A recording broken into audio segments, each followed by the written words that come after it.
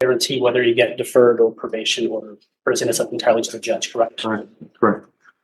Regarding the PSI, we had reviewed that together, correct? Correct. You're former military. Yes. And how many years have you served? 28. And what field? Or Air Force air transportation. aside from military service, have you ever worked in law enforcement? Yes. What agency position? Bear County detention officer. You had provided some documents to me. I'm going to show you a few documents. You recognize these documents, which is Defendant's Exhibit 1 through 6. Recognize these documents? Yes, sir. And I'm going to show the state if they have any objection to them. State has no objection. What is, before I introduce them, Okay. what is this document here? Serving in Afghanistan certificate. What is this document that I labeled Exhibit 2? What is this? Certificate of assisting a funeral detail for special forces. It's Exhibit number 3 I have marked here. What is This this? is a combination medal from the Air Force. And these other 3 are pictures, 4, 5, and 6. What are these pictures of? Pictures of Afghanistan and UCSO picture. I move to introduce these exhibits. And Your Honor, I have a few more documents that have some information that I'd rather not go into the court file for public record. All right. So with regards to defense exhibits 1 through 6, would you just like me to review the exhibits and not have them put into evidence so that he can have them back? That's fine, Your Honor. All right. So I'll just review. Okay, let's pause right here.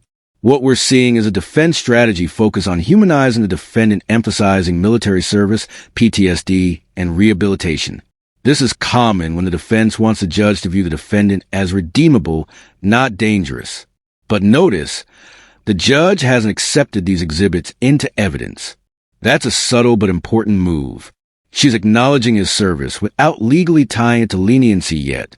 Smart judicial restraint. Defense exhibits 1 through 6 without objection, Yes, sir. but they will not be offered into evidence. And just give me a moment. Mr. Escarino, you've been on bond since approximately May 11th, 2023, correct? Yes, sir. And you've had GPS unit that entire time? Yes, sir. To your knowledge, has there ever been a GPS violation, No, sir. a condition of bond violation? No. Have you ever had contact with the complainant in this case since posting bond? No, sir. Are you currently in any type of treatment? Yes, sir. Could you tell the judge what kind of treatment you're in? Through therapy, psychologist, peer group support through the VA. And you currently have appointments scheduled upcoming with the VA? Yes, sir. Any of these mental health therapy treatment sessions? Yes, sir. What are they treatment sessions for? For PTSD, anxiety, and depression. Your Honor, I have a document I didn't want to put in court file. It's sensitive. Could I show this to you without standing Have you objection? reviewed those? I'll review them, Judge. And we have no objection to the judge reviewing this. Sure. Mr. Escarino, have you ever deployed overseas? Yes, sir. Have you ever been deployed into combat zones? Yes, sir. Where were your deployments? June through November 2011, Bagram, Afghanistan. Are you currently disabled through the military? Yes, sir. What's your disability rating? 90. Are you asking this court to grant your application for deferral or probation? Yes, sir. You had acknowledged guilt in this case, correct? Yes, sir. You knew that there was a protective order and you should not have broken it. Yes, sir. Is there anything you want to tell this judge? I'm sorry for the actions that I done and violating the protective order. But I haven't been myself since I got back. So I've been fighting a lot of demons within myself. And the psychologist told me that when I went to see her on March 4th, that I explained to her my situation and what I'm going through and the legal problems. She said that there's a lot of PTSD fingerprints all over everything in my life. So I need to seek counseling and therapy for these issues before I can move on to, if I do need somebody else. But help myself and be a better person. If the judge grants your application, do you ever plan on having contact with the complainant in this case? No, sir, never again, no. Pass the witness. Any questions? State has no questions. All right, I have a few. So I've read the PSI report. This one. In the PSI report, the complainant states that her tires used to be slashed. And she said the only time her tires stopped being slashed was when you were on GPS. So did you slash your tires? No, ma'am.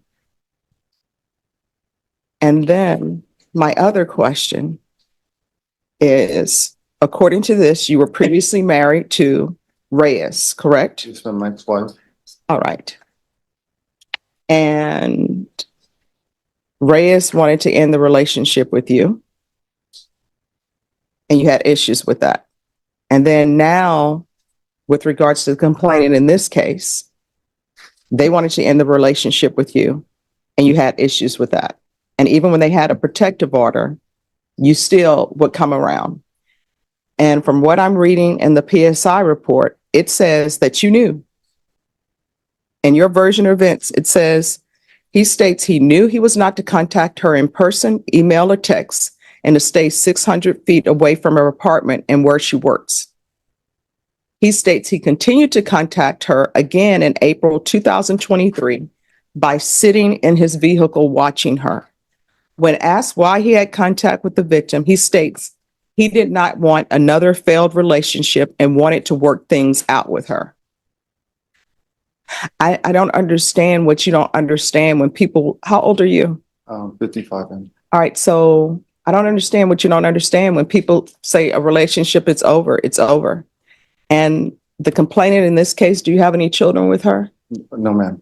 So what did you not understand when there's a protective order in place? This is where it gets intense. The judge is basically saying, you knew it was over, so why couldn't you let go? And she's right to press here. Judges often test for remorse versus rationalization. The defendant's explanation, bringing chocolates, sitting outside her home, is textbook obsessive behavior masked as affection. Viewers, what do you think? Should PTSD explain this pattern, or is this deeper emotional control at play? Drop your thoughts below. According to the PSI report, you knew that meant you were not to have contact with her. And even in your version of events, you say you try to get back with her, even though the relationship was ended in January. And then on Valentine's Day, you go to her apartment, you leave chocolates at her door. And then at that point, you know there's a protective order and you're still following her, and she sees it as spying. She says that she lost her job because of you.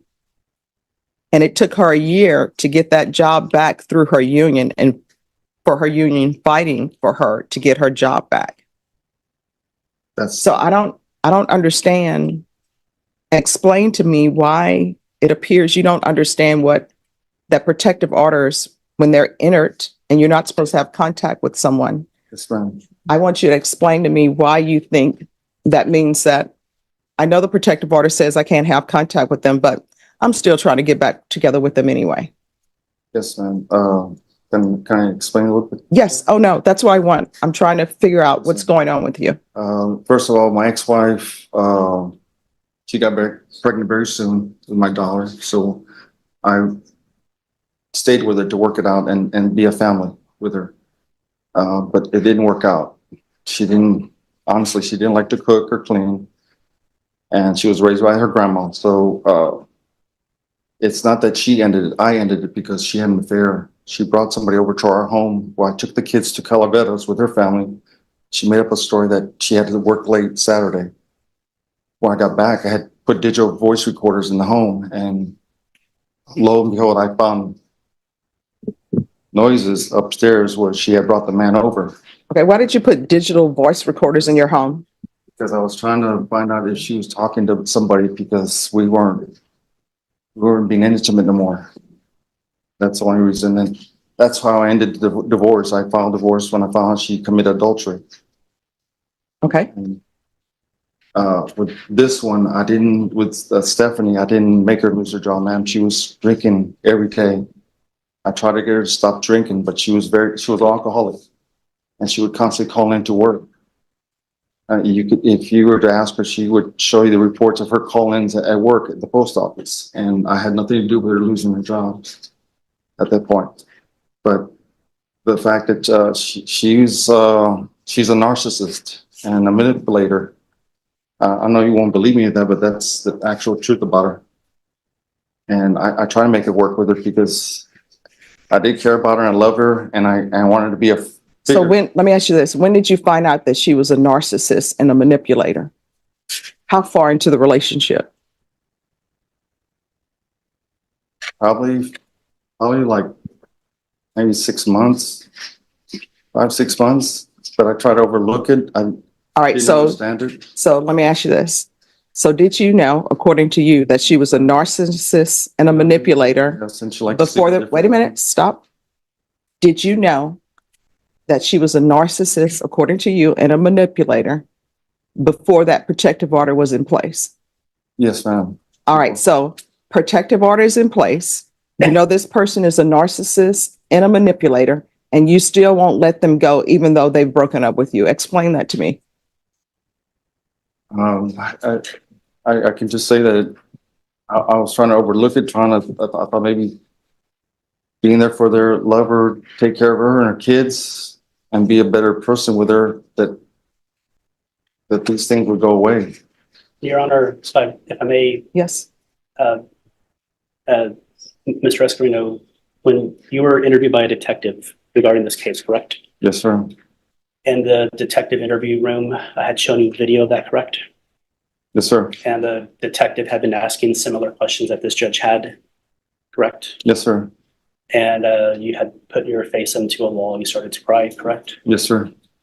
Your Honor, I believe that Mr. Escarino has women relationship problems. He is very needy, but a detective was asking pretty much similar questions you're asking, and he broke down. He was crying in the interview room. He did admit, he did confess to this case. He took a plea.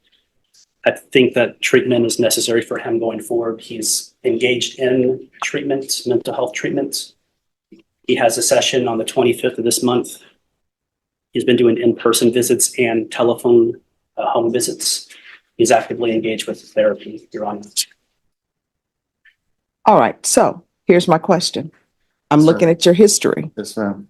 There was an assault bodily injury married case, and I'm assuming that's related to the person you were married to. Is that correct or no? No, ma'am. It was an ex-girlfriend of 3 years, Natalie Pacheco. All right.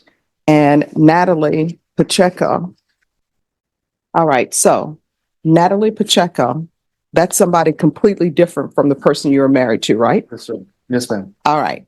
So that's a third person. Because you have your wife, you have Natalie, and then you have the person, the current person. All right. So with that person, you were placed on deferred adjudication for assault, a bodily injury married.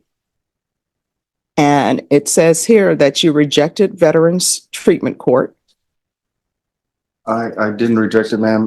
What happened was they sent me the first time. I didn't acknowledge the PTSD issues. I wasn't understanding what I was going through, and I had a peace officer's license, so they sent me a second time to admit to it that I had PTSD, but was afraid to lose the license. So I thought, because of my mentality, my mental health was gonna have me lose that license. That's why I got denied. I didn't turn it down. And Your Honor, the license you're referring to, the peace officer, that's when you were actively employed with Berry County Sheriff's Office, Yes. correct? All right. So you were placed on deferred adjudication on that case Yes, ma'am. for 18 months, and that's 2012. What did you learn?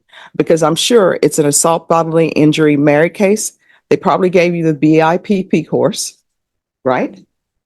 I don't know what you, I'm sorry. They gave you something to deal with your anger management.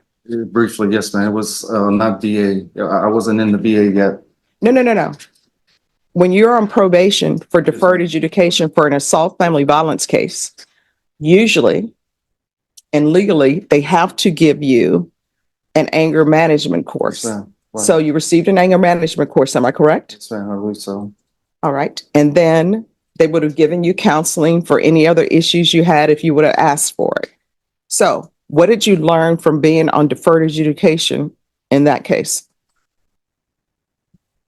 From the deferred education, I just realized the mistake that I made with her, and I wasn't understanding the PTSD issues that I had. I didn't get accepted to the VA till 2016. Okay. I All right. So that since you say you didn't get accepted to 2016, then we have a violation of a bond or protective order from 2014. I'm not even considering that whatsoever because it was dismissed for insufficient evidence according to this. Then you have a violation bond or protective order from 2015. That was dismissed. And they say the reason why it was dismissed, according to the PSI report, which everybody agrees and nobody had any objections to, they dismissed it because you were convicted of something else. And then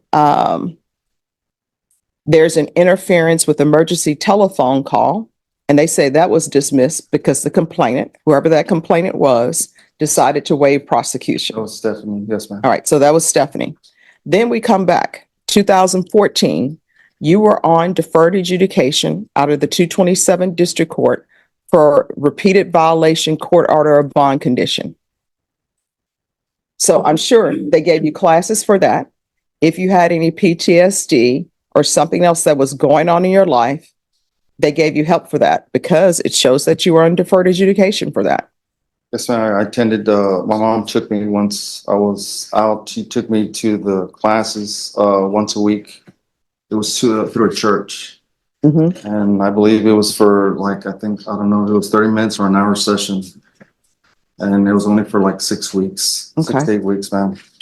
And then we have from 2022, an assault, family choking, strangulation. That was dismissed. It says complainant waived prosecution. And now we're back here for repeated violation of court order, bond, or conditions. And I'm trying, and the reason why I'm asking you these questions, I'm not just asking them just to be asking. Yes, ma'am. At your age, I'm trying to figure out what is the disconnect that you have when somebody says they don't want you anymore and this relationship is over. It appears from what I'm reading and what's in the police report is that you're like, no, this relationship isn't over. So then they have to get a protective order. And the protective order is supposed to tell you this relationship is over. Don't contact this person. And still your response to that is like, yeah, I know this is what it says, but I'm bringing candy. I'm going to sit outside your house. I'm trying to figure out what's the disconnect. Just like I told you, the PTSD issues, the detachment from my family that through the years when I was growing up. And then I don't have a closeness to my brother and sister since my mom and dad passed away.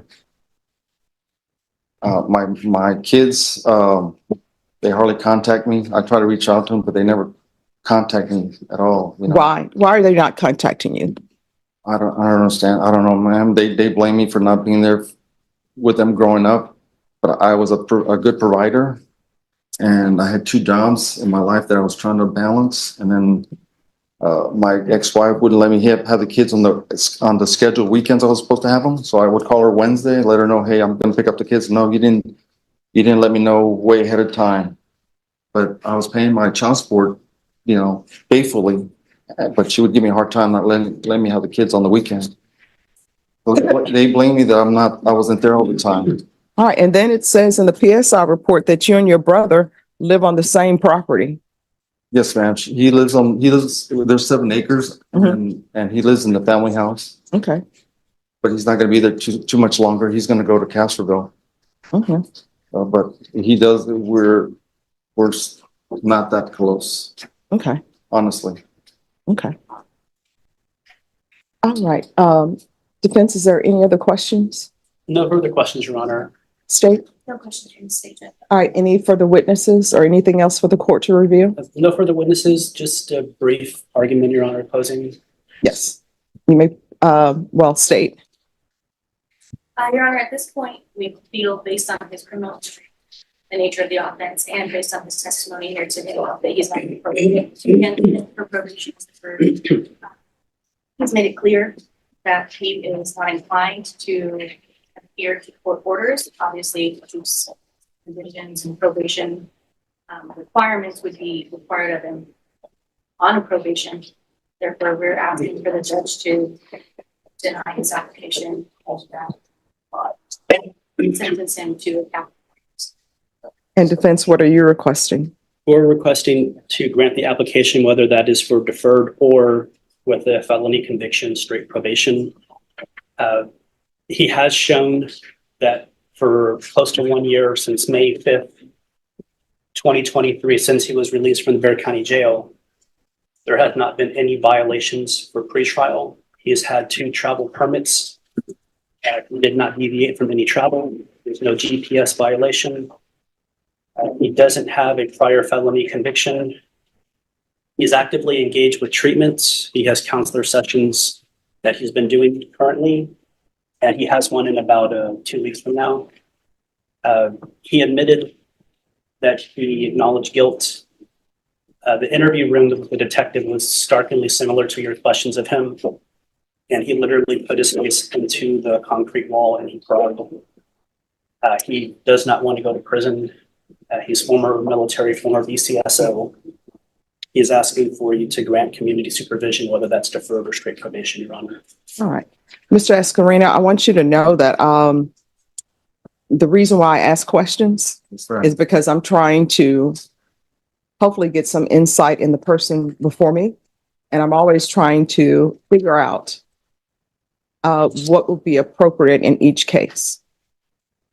And these cases are very hard. And I want you to know everybody that I've ever sent to prison as a judge or as a prosecutor, or every client that I've had as a defense attorney who ended up going to prison, I still remember their names and I always wonder how they're doing. I respect the fact that you served in the military. That's a sacrifice. It's not even, we're not in the time period where people are drafted. So I know that's something you volunteered to do, and I appreciate that. But part of my issue is you're doing great, right? And you're doing great because you're on GPS. People can't be on GPS for the rest of their life. And I have to weigh like the offense that you've committed. Think about protecting all persons who are involved. These are all things that I think about. And this is not the first. And there it is, 3 years in prison. The judge cuts below the prosecution's request out of respect for his service. But make no mistake, this is still a conviction with lasting consequences. This moment captures the emotional tug-of-war judge's face, balancing compassion for trauma with accountability for actions. Did she make the right call going lighter, or does this send a wrong message about repeated violations? Let's talk about it. This charge, and I don't know what I can say to you or stress to you that would make you follow rules. Because when you think about it, protective orders, those are rules. Those are orders for you to stay away from somebody or not to do something. And in your past, you've had that. And this is not the first complainant where you haven't been able to let go. The court is going to find you guilty. The court is going to order no contact with Stephanie Juarez Palacios. The court will sentence you to 3 years in the prison, and the court will give you credit for any time served.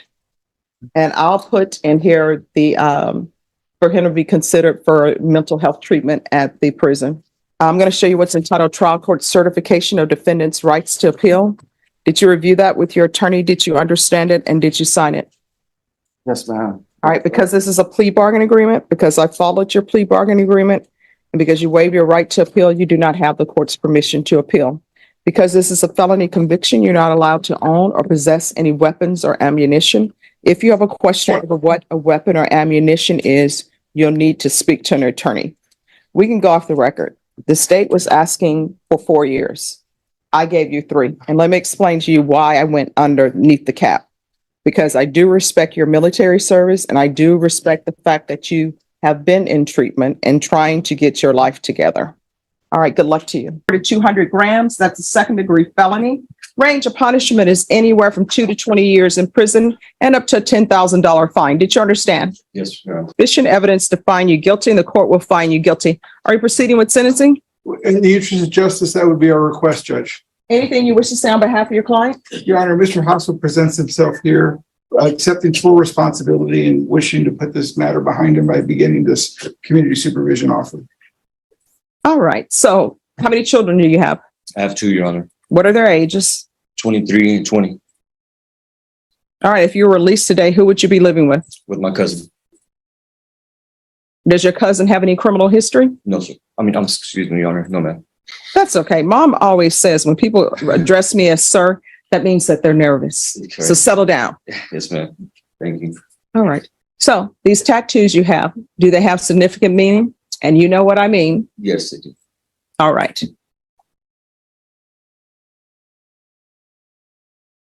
All right. So there's going to be a gang supervision. You understand? Sure. All right. So are you currently active? No, ma'am. And which gang?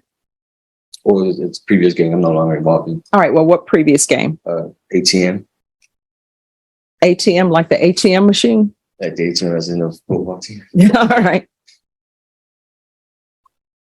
All right. Have you ever been employed? Yes, of course. Doing what? All sorts of things. Tattoos, artists, mechanics. Did you do any of your own tattoos? I did Which ones? they're on my legs. Oh, okay. Well, I don't think I need to see that, but I was going to tell you whether or not, based upon your tattoos that you've done, whether or not you should get more education in that field or maybe decide something new. Thank you. All right. What's your drug of choice? None anymore. Well, when you're in the free world, It was because I know it's a little bit hard to make drugs at the jail. So what was your drug of choice? heroin How often were you using? every day. So is the last day you stopped using when you were arrested? That's correct.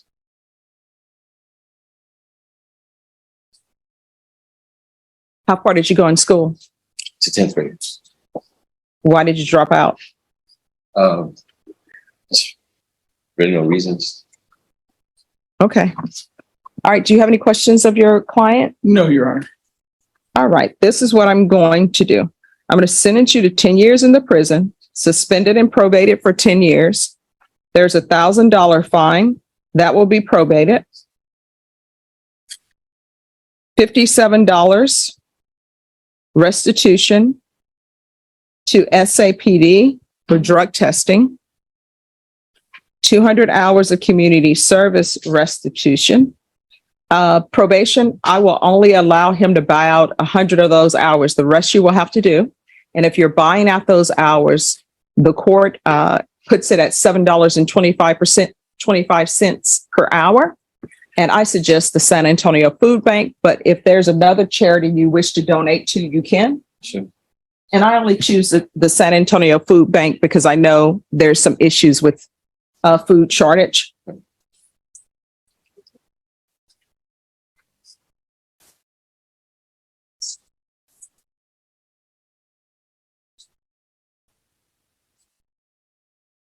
We're going to do a gang supervision. There should be regular reporting by Zoom or in person. If he's not accepted in gang supervision, then it's going to be field visits 1 time per month for at least 6 months, and then probation. If you want to do something less than that, just submit it to the court. There's going to be a TAP evaluation, and that's going to take place in custody. If the TAP we're going to follow recommendations of the TAP evaluations.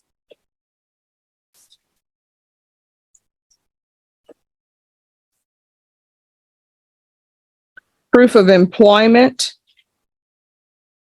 within 45 days of release. There's to be no employment as a home health care provider with minors. There should be no unsupervised contact with minors. Does your cousin live by himself? No, he lives with his wife and kids. How many children? 2. What are their ages? I believe under the age of 10. But he has a back house that's separate from the house that I would be staying. And they don't go back there. All right, so here's the thing. I don't know if I want him living there or not, because I take people as human beings when they come before me, So but you have the drug problem. You have the gang problem. And I just don't want that visited upon them. Sometimes family members enable us. They want to see the best in us. So they say, oh, yes, you can live here. And I don't want the children there picking up any bad habits. So I'm not going to allow you to live at a residence that has children. You understand? If there's an issue with housing, there are plenty of places free in San Antonio to stay, okay? sure. So there's to be no residing with any household with minors. If I may add, Your Honor, Yes. I really misunderstood the question when you asked about any significant meaning for the gangs. I haven't been in gangs since I was in school.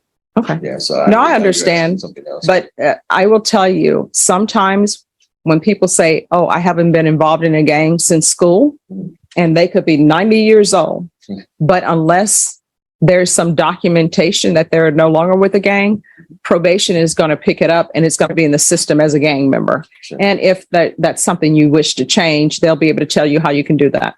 All right. What I will do, probation, the remaining 100 hours of community service, if he is in some type of trade school, or if you're trying to better yourself so that you can get a better job, I'll consider waiving the remaining of those hours. You understand? Thank you. Probation, is there anything else he needs? Your Honor, did you mention ways? Yes, there to be regular UAs and 90 meetings in 90 days. Is there anything else, probation? No, Your Honor. All right. Mr. Hasso, is there anything else you need from the court to be successful? Not that I can think of, Your Honor. All right. I'm showing you what's entitled Trial Court Certification of Defendant's Rights to Appeal. Did you review that with your attorney? Did you understand it? And did you sign it? I did, Your Honor. Dan? I did. All right. We can go off the record. And this court, to be successful on probation, communication is key. If you need something, probation officer is right there. Just let them know. If you feel there's an issue that they're not addressing, you can always come back to court.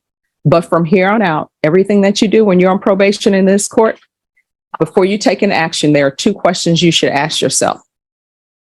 Is this something that could potentially result in me going to prison for 10 years? If the answer is yes, don't do it.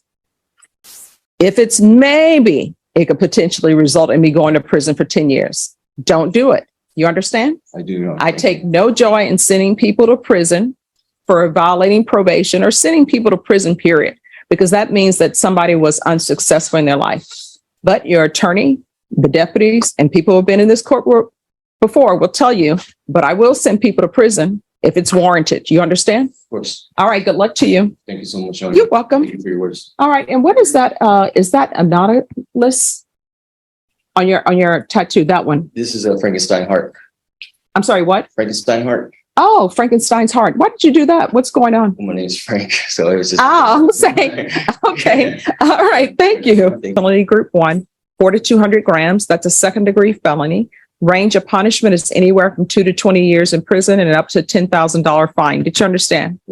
In attachments, the court will find there is sufficient evidence to find you guilty. Are you proceeding with sentencing? Yes, Your Honor. Anything you wish to say on behalf of your client? No, Your Honor, just ask that you follow the order.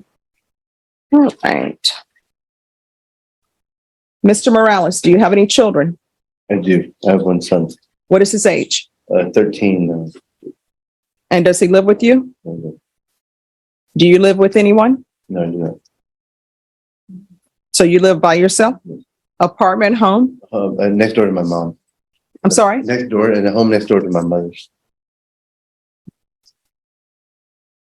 Are you employed? Not at the moment. No. How long has it been since you've been employed? A couple of years now. Since my mother had her strokes in 2021. All right. So how are you supporting yourself? Just by doing odd jobs here and there, just enough to get by.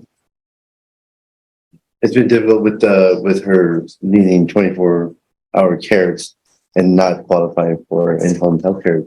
It's difficult. Okay. All right, when you're drug tested today, what are the results going to be? And just know that you're going to get drug tested today. I'm sure your attorney probably already told you that. So be honest with me. No, I'll be positive. What are you going to be positive for? on methamphetamine. So how often have you been using meth? Daily, but not like huge amounts. I'm sorry, what? Daily, say daily. All right. Do you have any gang affiliation? Have you ever been to prison? I have For what? same thing. So possession. I'm sorry? Possession of methamphetamine.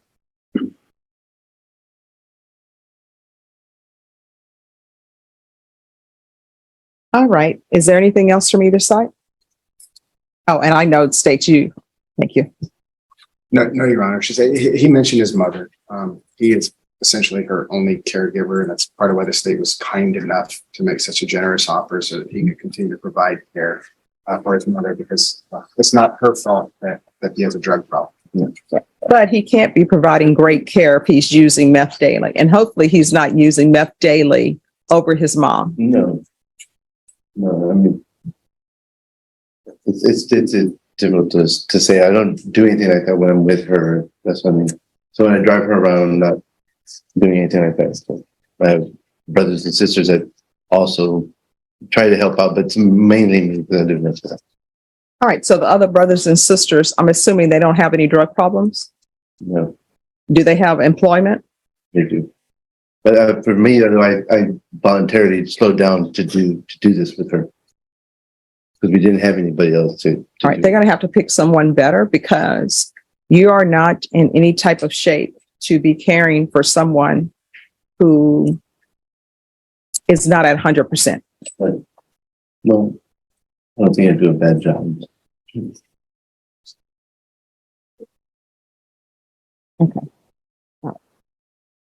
All right. And could you call Leo, please? All right. The court then, as previously stated, is finding you guilty. The court will sentence you to 5 years in the prison, suspended and probated for 7 years. There's $1,000 fine that will be probated. There is to be $57 restitution to SAPD for drug testing.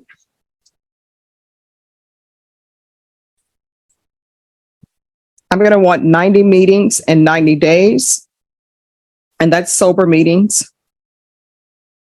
TAP evaluation, that can be done while he's out of custody. If you miss your TAP appointment, that will be a violation of your probation. You could potentially go to prison for 5 years, or you could be looking at doing the TAP evaluation at the jail. Do you understand? Do a referral to felony drug court. There's to be 200 hours of community service restitution.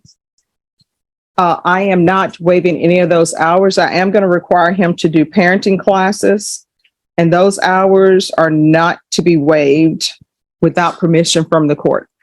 Usually I will waive certain hours if you complete parenting classes, but it appears that you have too much time on your hand. And what I've learned from being in treatment courts is when you have too much time on your hands, then you end up falling back into old ways, which is doing drugs. I'm going to want proof of employment within 30 days. There's to be no employment as a home health care provider or with minors.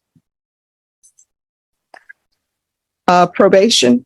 I'm going to want field visits 1 time per month.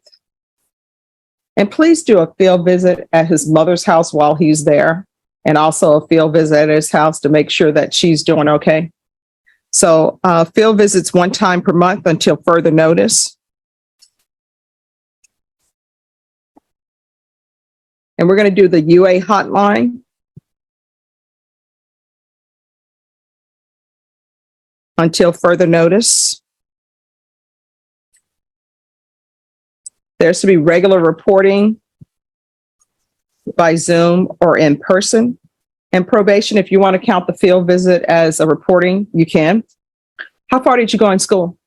On graduation, high school. All right. What are you planning on doing with the rest of your life? Well, I actually have a couple of different things going on at the moment that I'm trying to establish.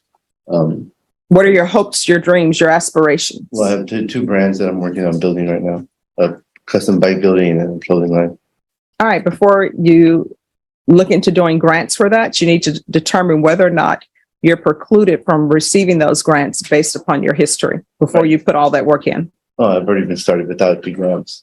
Okay. All right. Then if he actually does something with his hopes and dreams, then the court will consider maybe waiving some of his community service hours. But you have to develop a plan and start working that plan for the court to consider that. You understand? Probation, is there anything else he needs?